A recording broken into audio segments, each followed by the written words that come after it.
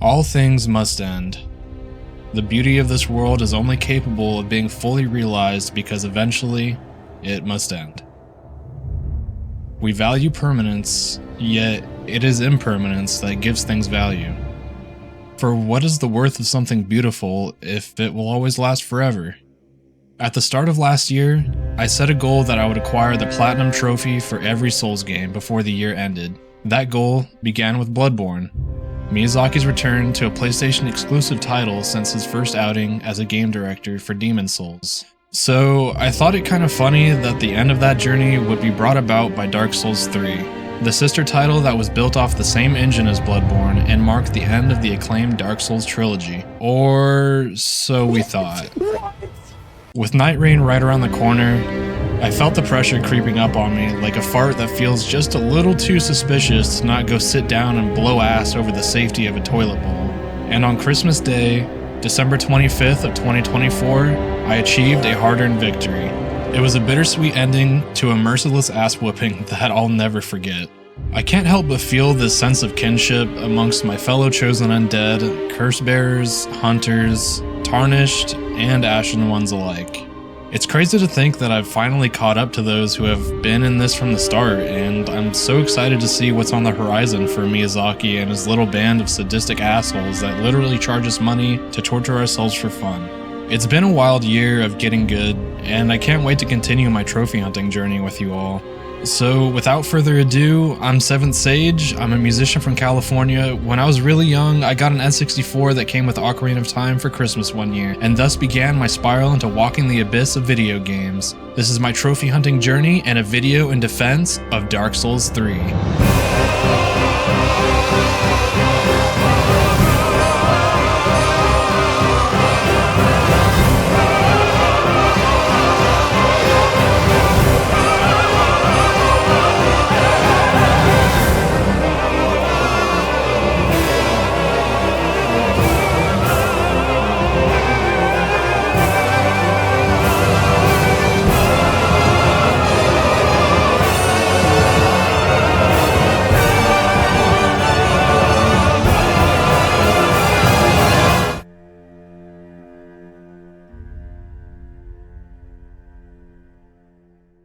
Dark Souls 3's Platinum is quite a bit of a grind compared to the other games. It's definitely harder than Dark Souls, and while a shorter game than Dark Souls 2, the Covenant grind makes it a real pain in my ass. Many Covenants require PvP farming, and once you hit higher soul levels, invasions just become an involuntary death simulator essentially. But aside from that, it's a typical Soulsborne trophy hunt, with a few extra hurdles. Some trophies are practically freebies. Lighting your first bonfire gets you Enkindle, and beating the tutorial boss Iodex Gundyr unlocks Embrace the Flame when you enter Cinder mode. He's pretty much a pushover if you dodge right and watch out for his shoulder bash. You can parry him in phase 1, but don't bother in phase 2. I learned that the hard way. Then there are the mid-tier trophies, ones you'll likely grab on your first playthrough without too much trouble. Supreme Weapon and Reinforcement requires upgrading a weapon to +10, but keep in mind, boss weapons cap at +5 and won't count. To get there, you'll need a Titanite slab.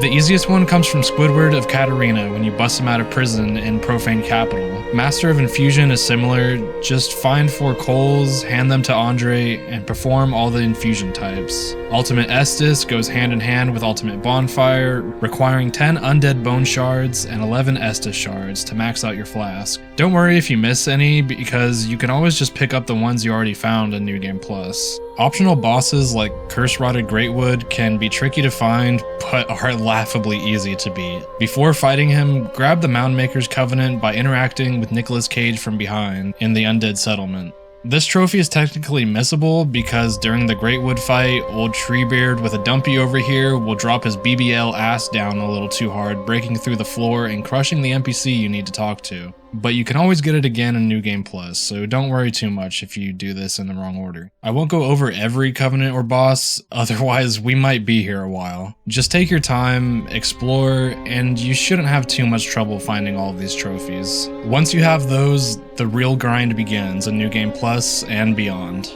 with high-tier trophies like Master of Pyromancies, Master of Sorceries, and Master of Miracles requiring every spell in the game. Hence where the Covenant grind comes into play, because there are a lot of them locked behind deepening your devotion to each Covenant. Learn from my mistakes and take care of this in your first playthrough, unless you want to spend hours farming Dark Wraiths and Silver Knights like I did. Another thing you should be paying attention to is your rings. Please, for the love of God, do not go into New Game Plus unless you have all of the rings accounted for. Some of them will get +1 and +2 versions in sequential runs, and if you missed one, that's another New Game Plus cycle added on top of the already hefty toll of doing 3 playthroughs.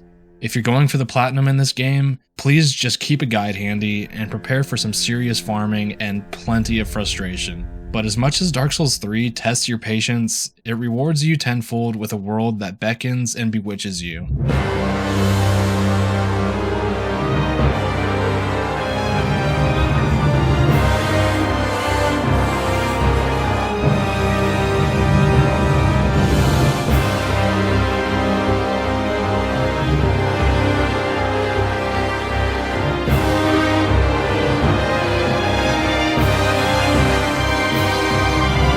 Being a huge fan of Bloodborne, I immediately honed in on the similar look and feel of Dark Souls 3. You can really tell that these games were made somewhat in tandem with each other, and that's not a bad thing. Obviously, one being a gothic Victorian-era catastrophe ripped from an eldritch horror novel, and the other being a medieval, dragon-slaying fantasy filled with knights and towering cathedrals. They couldn't be further apart in concept. But when you put these games side by side, you can really see the similarities bleeding through the fabric. That's not what gets me though. Dark Souls 3 shines because of its sense of perspective and the glory it gives to the players who have returned to praise the sun once more. First of all, to help you understand what I mean by perspective, this not-so-open world teases the shadow of your progress and keeps it always following just beyond the horizon. In almost every area, you can spot a place where you've been to or have yet to discover taunting you in the distance. It's something that took me up until now to notice, even though I had seen it implemented in plenty of other titles that I played before this. To quote one of my favorite movie trilogies of all time, it's like, if I take one more step, I'll be the furthest from home that I've ever been. I don't know, it's such a small detail, but it feels so intentional that I can't help but feel something when I notice it. Secondly, if this is your first attempt at a Dark Souls game, I kindly urge you to stop what you're doing and go play the other two. Just trust me. There are things in this game that will make you go, "Whoa, it's that guy," or "Wait, I've been here before." And it hits so much harder than if you were to go into this game blind. The cool thing about Dark Souls games is there isn't really a timeline that pinpoints where key events take place. The two games kind of just exist in their own respective universes. And then this game smashes them together like two different colored Play-Dohs to make this amalgamation of what the fuck am I looking at, and it's so good. I'm glad I played them in order, as it made these callbacks all the more meaningful. Especially in the DLC, where they really rub that shit in your face like, yeah, you like that? There aren't any trophies related to it, but I want to give a special shout out to the DLC of this game because my tiny little peanut-sized gamer brain practically exploded from being overstimulated by the environments, lore references, and being mercilessly pounded into the ground by every single enemy I had the displeasure of fighting. I fought Midir twice, once with friends and once by myself, and that was enough for me. I've had my fill of masochism for one lifetime. But since we're on the topic, let's talk about some bosses.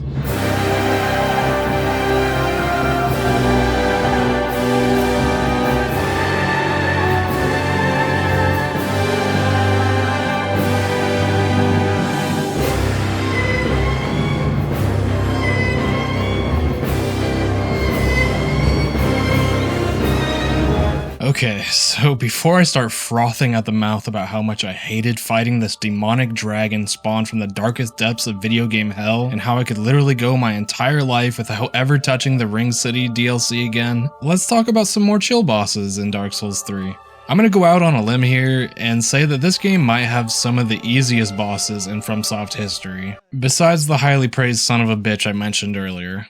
It might just be all of that big brain gamer knowledge I've acquired over the span of 6 games talking, but I really didn't struggle as much as I would have liked. Don't get me wrong, It's not like if this was your first Souls game, you wouldn't struggle any less. If anything, it's the motherfuckers in between boss fights that are harder than I expected.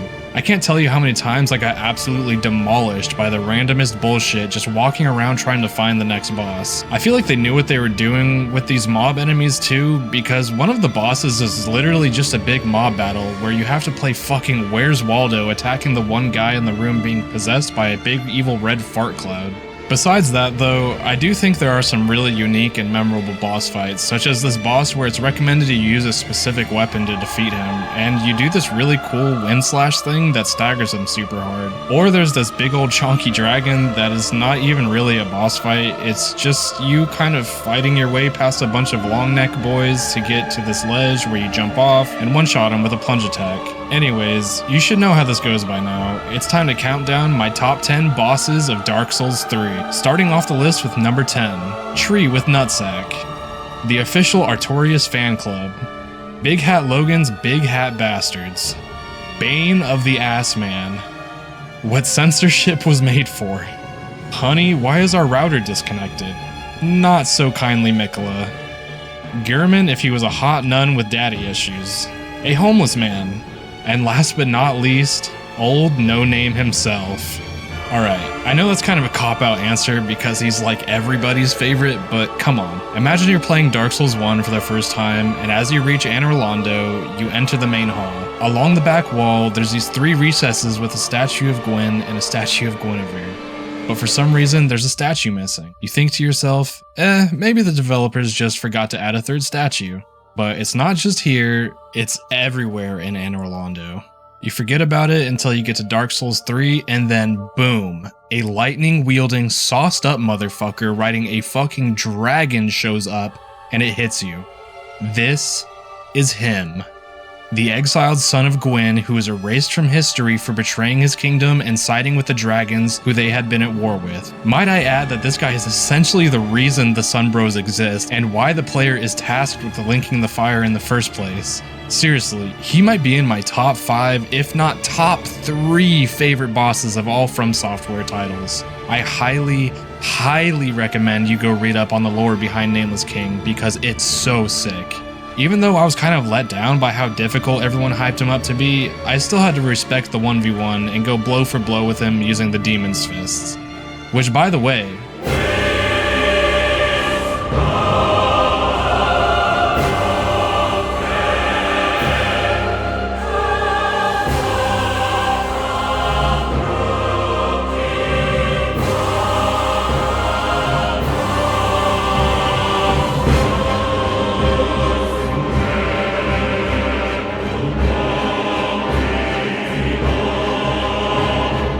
I mentioned how the trophy hunt for Dark Souls 3 required a minimum of 3 playthroughs, and I knew that going into the game. So after learning from the mistakes I made in Dark Souls 1 and 2, I challenged myself to experiment a little bit, and since each run had an end goal of acquiring either all miracles, pyromancies, or sorceries, I figured I would change my build to match each trophy. The only thing was that I had never done a faith build in any game, so even though the All Miracles trophy was reserved for New Game Plus 2, I expedited that shit like Amazon Prime free 1-day shipping and used Miracles first. You guys are probably gonna laugh at me for this, but my first time ever beating Dark Souls 3 was done using mainly Flynn's Ring and a spear. That means I always wore the lightest armor in my inventory, spec'd heavy into faith from my miracles, then let my fast rolling and big poking stick, aka the Saint Bident, do all the work. And yes, I even beat Midir with this setup. I can't imagine anyone in their right mind saw this thing and immediately equipped it. But I noticed that it scaled into faith, and that was all the information I needed to start skewering motherfuckers like shish kebabs, all in the name of God. I honestly had a lot of fun with it, and I wish I did more goofy stuff like this my first time playing through all the other Souls games. For my second run, I got my flame on and dabbled in some pyromancies. In my Dark Souls 1 video, I noted that pyromancies are broken as hell due to them not being tied to any specific stat, and although there have definitely been some changes to them over the years, these things are still stupid strong. It didn't help that my faith stat was already almost reaching the soft cap, so anything that didn't resist fire damage got absolutely incinerated. I also tried out some new weapons, including Lorien's Greatsword, which I later combined with another boss weapon to create the Twin Prince's Greatsword. I definitely don't regret doing that. The Demon Scar, which you can actually use to cast pyromancies, plus it has a super cool weapon art that drops lava on the ground, burning the poor little feetsies of your enemies. Sorry, Miyazaki. And my two favorite weapons in this game, the Demon's Fists and the Demon's Great Axe. Oh man, when I tell you it was hard to use anything else but these things once I had them, I mean it. I made extra sure my endurance and vitality stats were boosted high enough for me to carry both weapons. Fist for fast enemies, and Great Axe for the chunky guys, while using pyromancies for zoning. It's unfortunate to say, but I will probably never play this game again without this setup. That's how good it is. Rounding off my third playthrough, this is the one where you have to do the Dark Moon stuff to get the quote-unquote bad ending. So naturally, I slapped on the brass armor set, the Ancient Dragon Great Shield, and Golden Ritual Spear for a maximum cosplay bonus. Unfortunately, the spear kind of sucks, and sorceries just weren't really hitting for me, so after getting a decent way into the game, I tried using the Demon Scar and Crystal Chime so that I could cast all 3 schools of magic. That didn't last very long either, so it was back to waking the demon, baby. Yeah, sorry. I'm really glad I broke out of my comfort zone and didn't stick to one type of weapon the whole time, even though it was really hard not to. I actually feel pretty well versed in the weapons of this game, which is kind of a new thing for me because I usually just find something I like and use it the whole time. But as good as all the weapons I mentioned were at crushing bosses, it was a whole different ballgame when it came to PvP.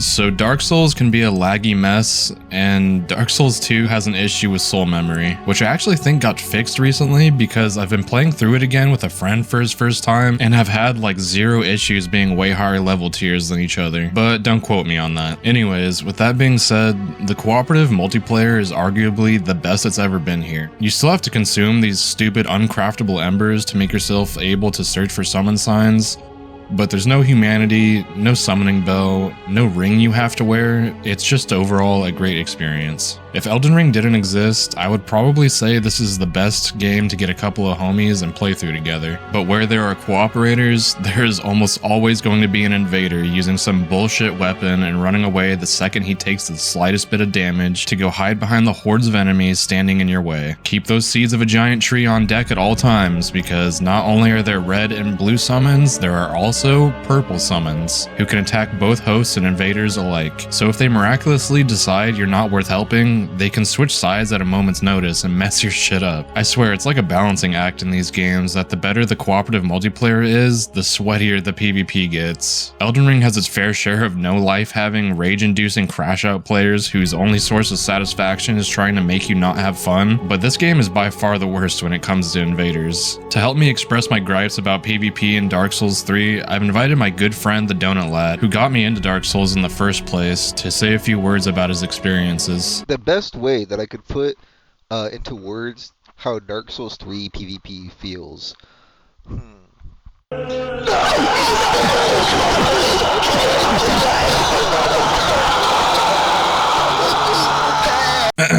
Is he gonna be okay?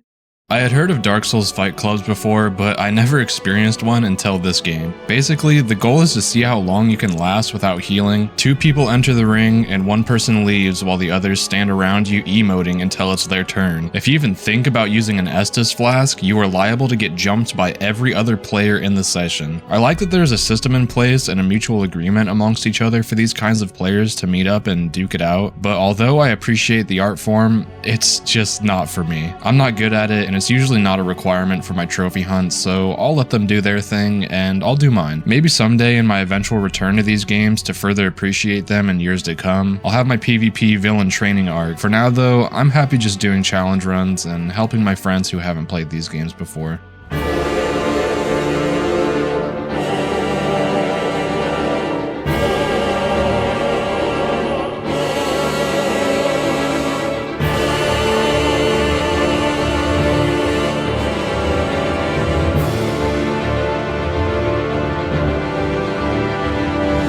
Now that I've played through all of the Souls games, I'm sure there are some of you wondering which one is my favorite as you sit hunched over on the other side of the screen with one eye twitching, just waiting for me to spill out a hot take so you can roast me alive with an essay-length comment explaining why I'm wrong. But the truth is, I don't have a favorite. Every single one of these games stands on equal footing in my eyes and carries a core memory with them that I will cherish forever. I really don't think any of them are bad games, and I would happily play through any of them over and over again. Sure, there are the ones that are more technically impressive and have lore that I'm more heavily interested in, but it's like asking me if I prefer Coke or Pepsi. Obviously, the more superior intellectual answer is Dr. Pepper, but if I'm thirsty enough, I'll drink either one of them. That being said though, where Dark Souls 1 excelled and Dark Souls 2 failed with their respective endings, Dark Souls 3 both disappointed me and left me feeling very satisfied. Now you might be asking yourself, how is the ending of a game both bad and good at the same time? To that I would reply with 3 words: downloadable content. I know I said Dark Souls 3 has some of the easier bosses in Souls games, but Soul of Cinder is just straight up not a good end boss. Like, how dare they layer Gwyn's theme over the boss music for the second phase of this jackass? Hearing that got me extremely hyped, but I was literally playing as a half-naked guy with a stick and still didn't have as much trouble fighting him as I did with Gwyn. There's no way everyone who beat him rolled the credits and didn't think to themselves, that's it? Luckily for me, I still had the DLC to play, and they definitely didn't pull any punches with that. Galen Midir will sadly be joining pre-nerf Starscourge Radahn in my list of repressed memories I hope I never have to relive again. All jokes aside though, I do really enjoy the way the DLC gives a proper send-off for the Dark Souls trilogy by smashing all 3 games into a Cronenberg-esque apocalypse where the only living soul left at the end is this guy of all people. I liked seeing the windmill from Dark Souls 2. I liked realizing that the boss area for the demon princes was Firelink Shrine. Hell, I even liked getting kicked off the ledge by bitch-ass patches again. It sucks that we always have to pay extra to get a full experience in video games nowadays, but you know what? FromSoft gets a pass because they always put their full ass into their games and even more so into their DLCs. Finally, after completing my first 2 playthroughs, getting 2 of the required endings, with both of them including playing through the DLC, I sucked the life out of my favorite turtle guy, turned myself into jerky so I could marry a dead person, and set myself on the path to get the Dark Moon ending. Alright, take it away, Yuka-chan.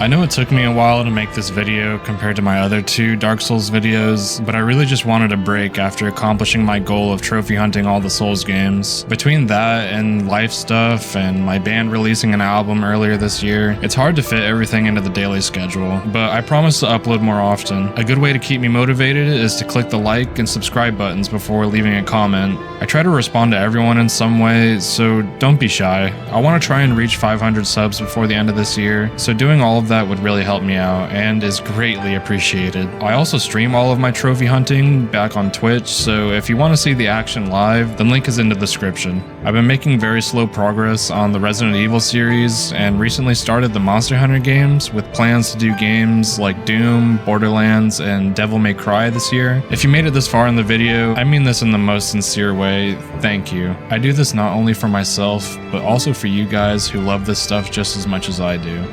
I hope you all have a great day and stay safe out there. But that's all for now. Peace.